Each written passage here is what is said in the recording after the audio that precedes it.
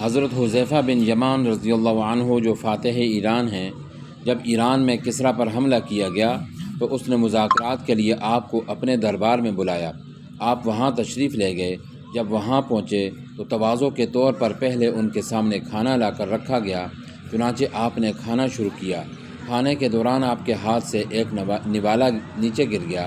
حضور اقدس صلی اللہ علیہ وسلم کی تعلیم یہ ہے کہ اگر نوالا نیچے گر جائے تو اس کو ضائع نہ کرو، وہ اللہ کا رزق ہے، اور یہ معلوم نہیں کہ اللہ تعالیٰ نے رزق کے کون سے حصے میں برکت رکھی ہے، اس لیے اس نوالے کی نہ قدری نہ کرو بلکہ اس کو اٹھا لو۔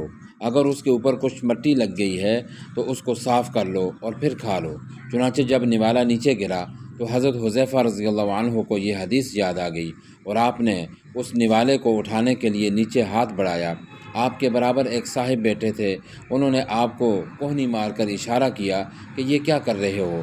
یہ تو دنیا کی سپر طاقت کسریٰ کا دربار ہے، اگر تم اس دربار میں زمین پر گرا ہوا نوالا اٹھا کر کھاؤ گے تو ان لوگوں کے ذہنوں میں تمہاری وقت نہیں رہے گی، اور یہ سمجھیں گے کہ یہ بڑے ندیدہ قسم کے لوگ ہیں، اس لیے یہ نوالا اٹھا کر کھانے کا موقع نہیں ہے، آج اس کو چھوڑ دو۔ جواب میں حضرت حذیفہ بن یمان رضی اللہ عنہ نے کیا عجیب جملہ ارشاد فرمایا کہ اترک سنت رسول اللہ صلی اللہ علیہ وسلم لہؤلاء الحمقاء، کیا میں ان احمقوں کی وجہ سے سرکار دو عالم صلی اللہ علیہ وسلم کی سنت چھوڑ دوں؟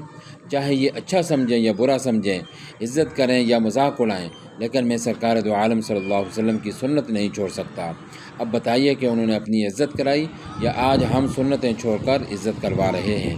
عزت اصل میں انہوں نے ہی کروائی، اور ایسی عزت کرائی کہ ایک طرف تو سنت پر عمل کرتے ہوئے نوالا اٹھا کر کھایا، تو دوسری طرف ان سب کا غرور خاک میں ملا دیا۔ اللہ اکبر۔